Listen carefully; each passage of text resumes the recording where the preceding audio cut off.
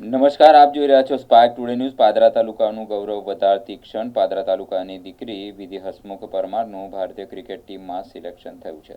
17 વર્ષીય વિધિ Parmar one day cricket match રમશે. ભારતીય મહિલા અંડર-19 ક્રિકેટ ટીમમાં તેને સ્થાન મળ્યું છે.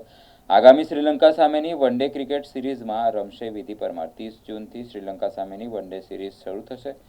હાલ વિધિ પરમાર ધોરણ 12માં અભ્યાસ કરે છે. પાદરાના ધારાસભ્ય ચૈતન્યસિંહ ઝાલા સહિત નગરપાલિકા પ્રમુખ અને પાલિકાના સદસ્યો સહિત સોસાયટીના રહીશોએ ભવ્ય સ્વાગત કર્યું હતું. ફટાકડા ફોડી અને આતશબાજી સાથે સ્વાગત કરવામાં આવ્યું હતું. પાદરા તાલુકા અને વડોદરા જિલ્લાનું ગૌરવ વધાર્યું છે.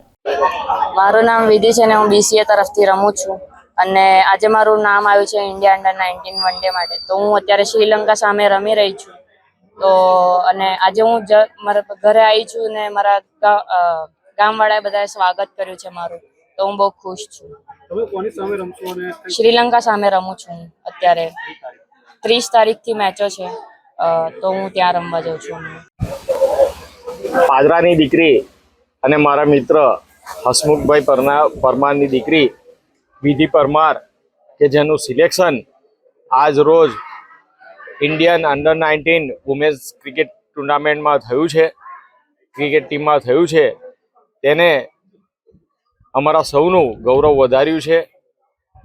વિધિ પરમાર કે જે આગામી દિવસોમાં શ્રીલંકન અંડર-19 સામેની વન ડે ટુર્નામેન્ટ રમશે અને અત્યાર સુધી અમે ભારતીયોને ઇન્ડિયન ક્રિકેટ ટીમમાં રમતા ટીવી પર જોયા છે, પરંતુ હવે અમે અમારી દીકરીને ઇન્ટરનેશનલ ક્રિકેટ ટુર્નામેન્ટ રમતા જોઈશું, એનો અમને ખૂબ જ આનંદ છે.